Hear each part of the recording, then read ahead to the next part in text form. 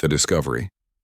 The twin suns of Kepler 442b beat down mercilessly on Marcus Chen's weathered face as he guided his salvage crawler across the endless dunes. Sand had gotten into everything over the past 3 months on this godforsaken world. His equipment, his food, even his dreams were filled with the stuff. But Marcus wasn't complaining, not when there were credits to be made from the wreckage scattered across this desert planet. The mining colony of New Perth sat like a metal tumor on the horizon, its atmospheric processors working overtime to make the air breathable for the 1,000 souls who called this place home. Marcus had arrived 6 months ago when the Stellar Mining Consortium posted notices for experienced salvage operators. The pay was good, the work was dangerous, and most importantly, nobody asked too many questions about a man's past. His proximity scanner beeped steadily as it detected another debris field ahead. Probably another transport that had crashed during the early colonization efforts. The desert was littered with them. Ships that had tried to land during the brutal sandstorms, supply drops that had gone off course, mining equipment that had been abandoned when operations moved to more profitable sectors. Marcus brought the crawler to a stop and stepped out, his environmental suit automatically adjusting to the harsh conditions. The metal detector in his hand swept back and forth across the sand, searching for anything valuable buried beneath the surface. Rare earth metals, intact electronics, fusion, cells that still held a charge. All of it could be sold to the mining companies or shipped off-world to collectors. The detector began chirping frantically as he approached a section of disturbed sand. Something big was buried here, bigger than the usual scattered debris. Marcus activated his excavation drone, watching as the small robot began clearing away layers of sand with surgical precision. Within minutes, the outline of a rectangular container became visible. It was unlike anything Marcus had ever seen. The metal was a deep blue-black color that seemed to absorb light rather than reflect it. Strange symbols covered its surface, flowing script that hurt to look at directly. The container was roughly the size of a shipping crate, but it felt ancient in a way that made Marcus's skin crawl. He ran his scanner over the surface, frowning at the readings. The metal was composed of elements not found on any periodic table he knew. The internal structure showed what looked like a sophisticated life support system, still functioning after what could have been centuries buried in the sand. Marcus reached for the release mechanism, a series of raised symbols that seemed to glow faintly in the dim light. His fingers were inches away when a voice spoke from within the container. "Please, don't open." Marcus jerked his hand back as if he'd been burned. The voice was soft, feminine, and spoke perfect standard English despite the obvious alien origin. He looked around the empty desert, wondering if someone was playing a prank on him. But there was nothing but sand and wind as far as the eye could see. "Who's in there?"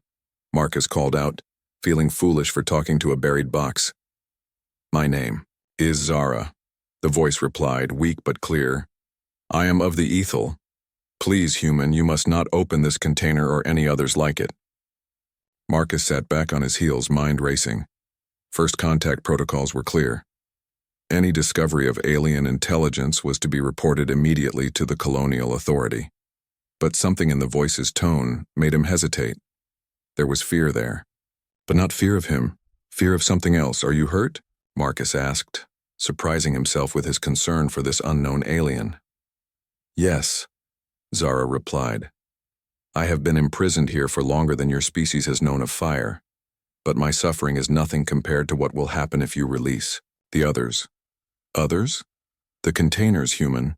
There are hundreds of them buried across this world. They were placed here as a prison, a tomb for things that should never see light again. Your people's mining operations are disturbing them, breaking the seals that have held for millennia." Marcus felt a chill that had nothing to do with the desert night beginning to fall. He thought of all the strange debris he'd found over the months. The containers that looked similar to this one but had been cracked open, their contents long gone. "What's in the other containers?" he asked, though part of him didn't want to know the answer. "The Vorthon," Zara whispered, and even through the metal walls Marcus could hear the terror in her voice. "Warriors bred for conquest, engineered for destruction. They were banished here by the combined fleets of 17 species after they nearly consumed the entire Andromeda sector. Marcus ran a hand through his sandy hair, trying to process what he was hearing. And you? I was their guardian, their warden. I volunteered to be imprisoned alongside them to ensure they never escaped. For 3,000 of your years, I have maintained the seals, kept them sleeping. But now, a new sound interrupted her, a low rumbling that seemed to come from deep within the planet.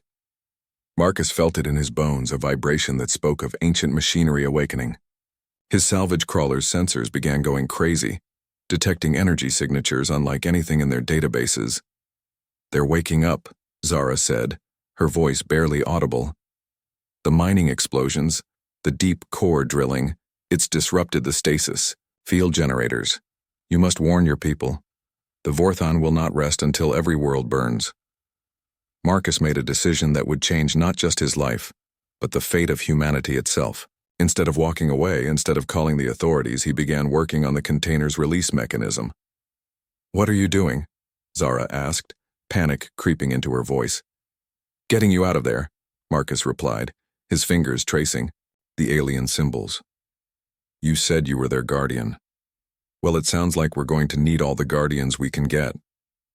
The symbols began to glow brighter as Marcus pressed them in sequence, following an instinct he couldn't explain. Ancient mechanisms groaned to life, and the container's seal began to break with a hiss of escaping gases. The lid lifted to reveal something Marcus had never expected.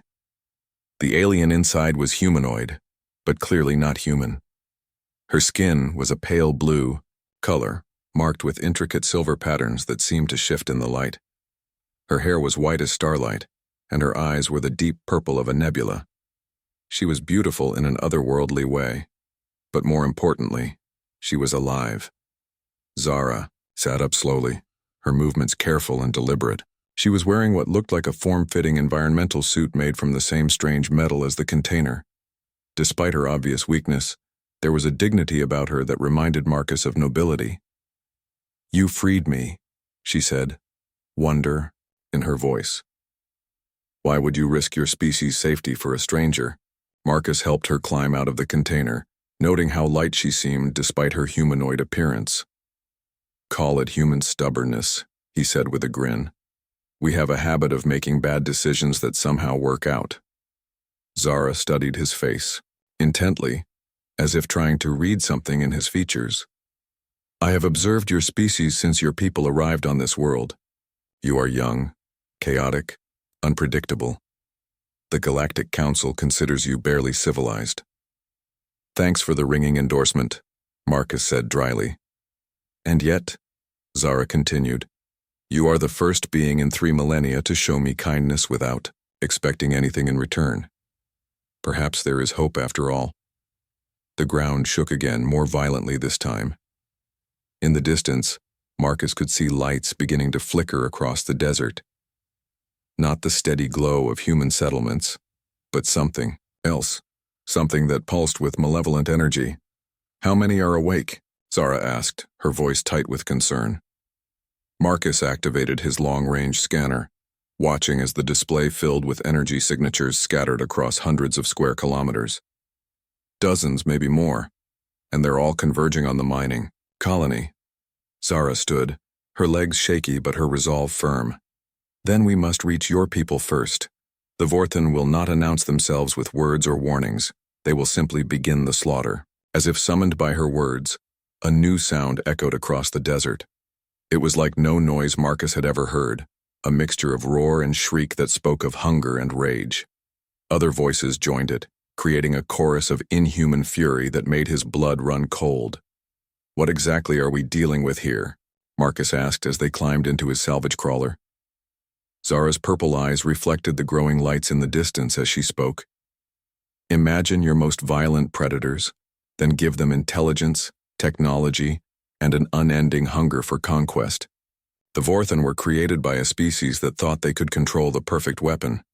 Instead, they created their own destroyers.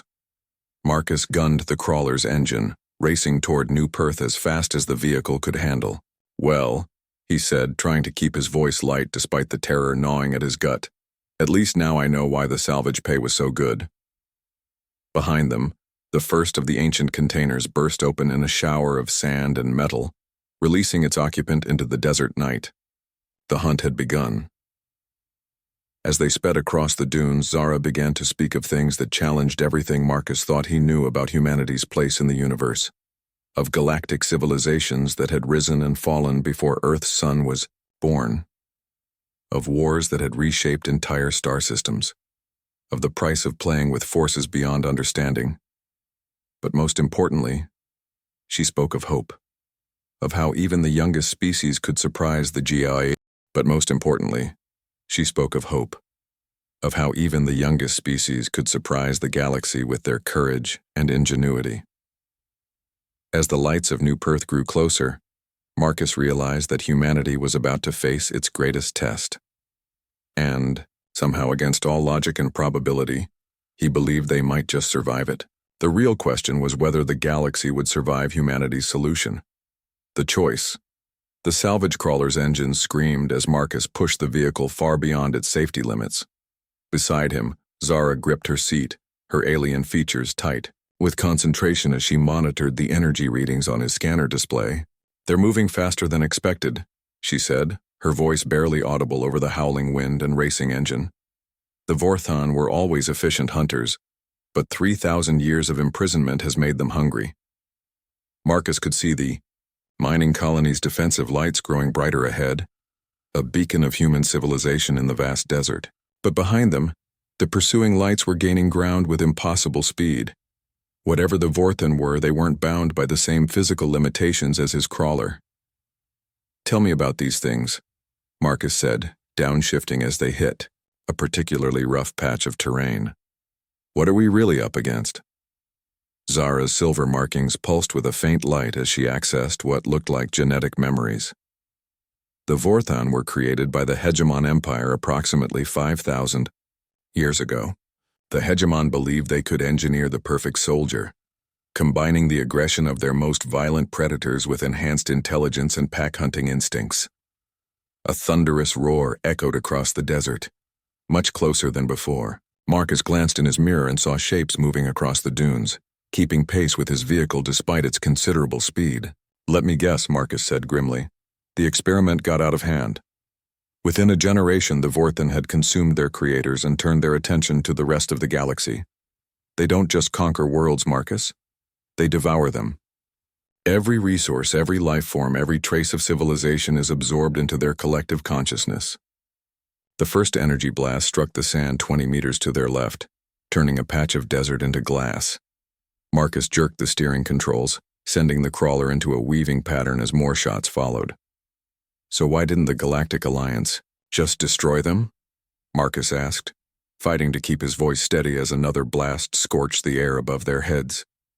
"Because destroying them would have required destroying dozens of inhabited worlds," Zara replied. "The Alliance chose containment instead. This planet was selected because it was far from inhabited systems and had natural barriers that would prevent escape. Until we showed up and started mining," Marcus said bitterly. "Your species couldn't have known. The prison was designed to be invisible to younger civilizations. But human technology is unusual. Your scanners detect things they shouldn't. Your mining equipment breaks barriers that were meant to last forever." They crested a ridge and saw New Perth spread out below them, the mining colony's lights creating a pool of safety in the darkness. But Marcus could also see other shapes moving in the shadows around the settlement's perimeter. The Vorthon had already arrived. "We're too late," Zara whispered. Marcus activated his emergency communicator, broadcasting on all frequencies. "New Perth Control, this is Marcus Chen. You have hostile contacts approaching your perimeter. Initiate emergency protocols immediately." The response crackled through with static. "Marcus, this is Controller Davis. What kind of hostiles? Our sensors aren't picking up anything. That's because they're designed not to be detected by your technology," Marcus replied, pushing the crawler down the slope toward the colony. "You need to evacuate civilians to the emergency shelters and activate all defensive systems." "Marcus, you're not making sense. There's nothing out here but—" The transmission cut off as the first Vorthon struck the colony's outer sensor array. Even from a distance, Marcus could see the explosion light up the night sky. Emergency alarms began wailing across the settlement.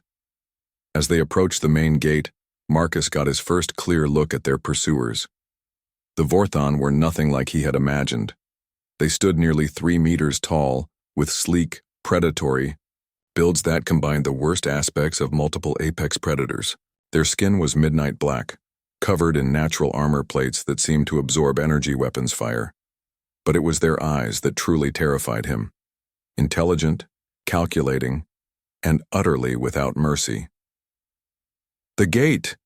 Zara shouted. Marcus looked ahead to see the colony's main entrance beginning to close, the massive steel barriers sliding together as the settlement went into lockdown. He floored the accelerator, racing toward the narrowing gap as Vorthon warriors closed in from both sides. They made it through with meters to spare, the salvage crawler's sides scraping against the closing barriers. Behind them, the Vorthon slammed into the gate with bone-crushing force, their clawed hands tearing at the metal as if it were paper. "Those barriers won't hold them for long," Zara said, watching as the creatures began to systematically dismantle the colony's defenses. Marcus brought the crawler to a stop in the main plaza, where colonists were running in panic toward the emergency shelters. He could see Controller Davis coordinating the evacuation from the command center, but the man's face was pale with shock as he watched the sensor readings. "Davis," Marcus called out as he and Zara approached the command center. "We need to talk." The Controller turned, his eyes widening as he saw the alien woman beside Marcus. "What the hell is going on? Those things out there just tore through our outer defenses like they were made of cardboard." "This is Zara," Marcus said quickly. "She's been guarding this planet for 3,000 years. The things attacking us are called Vorthon. They're escaped prisoners and they're going to kill everyone here unless we stop them." Davis stared at Zara for a moment, then shook his head. "I don't care if she's the Queen of Space. We need to call for help. The Colonial Defense Force, will arrive too late," Zara interrupted. "Even if they believed your report, it would take days for reinforcements to reach this system. The Vorthon will have consumed your colony and escaped to other worlds by then." The ground shook as something massive struck the outer walls. Through the command center's windows, they could see dark shapes scaling the barriers with impossible agility. "What do you suggest we do?" Davis asked desperately. "Our weapons aren't even slowing them down." Zara moved to the tactical display, her fingers dancing over the controls with surprising familiarity. "Your mining equipment uses fusion charges for deep excavation, correct?" "Yes, but..." "And your atmospheric processors contain concentrated deuterium for the terraforming process?" Davis nodded slowly. "Where are you going with this?" Marcus suddenly understood. "You want to turn the entire colony into a bomb." "Not the colony," Zara said, her purple eyes gleaming with desperate hope. "The prison itself. If we can overload the stasis field generators that once contained the Vorthon, we can create a quantum cascade that will pull them back into temporal suspension. And kill everyone in the process," Davis protested. "Not necessarily," Marcus said, his mind racing through possibilities. "The mining tunnels extend deep enough to reach the old prison systems. If we can modify the fusion charges and detonate them at specific points..." "It's insane," Davis said flatly. "It's human," Zara corrected. "Your species has a talent for finding unconventional solutions to impossible problems." The command center's lights flickered as the Vorthon breached the inner defenses. Through the security cameras, they could see the creatures moving through the colony's streets with terrifying efficiency, hunting down anyone who hadn't made it to the shelters. "Even if this works," Davis said, "someone has to manually place those charges. It's a suicide mission." "Not necessarily," Marcus replied, already planning the route in his head. "I know those tunnels better than anyone, and with Zara's knowledge of the prison systems, I cannot ask you to sacrifice yourself for my failures," Zara said quietly. Marcus looked at her, then at Davis, then at the screen showing his fellow colonists cowering in emergency shelters, while alien predators stalked the streets outside. In that moment, he realized something fundamental about humanity that even Zara hadn't grasped. "You're not asking," Marcus said with a grin that was equal parts confidence and terror. "We're volunteering. It's what humans do when the odds are impossible and the stakes are everything." The next hour was a blur of desperate preparation. Davis coordinated the evacuation of non-essential personnel, while Marcus and Zara gathered the equipment they would need. The fusion charges were modified with components from the atmospheric processors, creating devices that could theoretically interact with the ancient Vorthan technology. As they prepared to enter the mining tunnels, Zara pulled Marcus aside. "There is something I must tell you," she said, her voice heavy with millennia of guilt. "The reason I was imprisoned with the Vorthan was not just as their guardian. I was once their creator." Marcus stopped, staring at her in shock. "What?" "I was a weapons engineer for the Ethel Collective during the First Galactic War. I designed the genetic modifications that made the Vorthan what they are. When they escaped our control and began their rampage, I volunteered for imprisonment, as penance for my crimes." "And now you're trying to fix your mistake," Marcus said after a long moment. "For 3,000 years I have lived with the knowledge that my creations might someday escape and destroy innocent worlds. You could have left me buried in that container. Instead, you chose to trust a stranger." Marcus shouldered his equipment, checking his weapons one final time. "Everyone makes mistakes, Zara. What matters is what you do about them." They entered the mining tunnels as the sounds of battle raged above. The Vorthan had overrun most of the colony's surface installations, but they seemed reluctant to venture underground. As they descended deeper, Zara explained that the creatures retained genetic memories of their imprisonment and instinctively avoided the areas where they had been contained. The ancient prison systems were vast, stretching for kilometers beneath the desert. Massive crystalline structures hummed with residual energy, their surfaces covered in the same flowing script that had adorned Zara's container. At regular intervals, they found the remains of broken stasis chambers, their occupants, long since escaped. "Here," Zara said, stopping before a central control node that pulsed with faint light. "This is the primary field generator. If we can overload it with your fusion charges, the cascade will propagate through the entire network," Marcus finished. "And the Vorthan will be pulled back into stasis whether they like it or not." They worked quickly, placing charges at strategic points throughout the control chamber. Above them, the sounds of battle were fading as the Vorthan completed their conquest of the surface installations. Soon, they would begin hunting for survivors in the shelters. "Marcus," Zara said as they prepared the final detonator, "if we survive this, what will your people do with this knowledge? The galaxy is full of ancient weapons and sleeping dangers. Humanity is still young, still learning its place among the stars." Marcus thought about it as he made the final connections. "We'll probably make a lot of mistakes," he said honestly. "We'll be too curious for our own good, too stubborn to listen to warnings, too optimistic to believe something can't be fixed.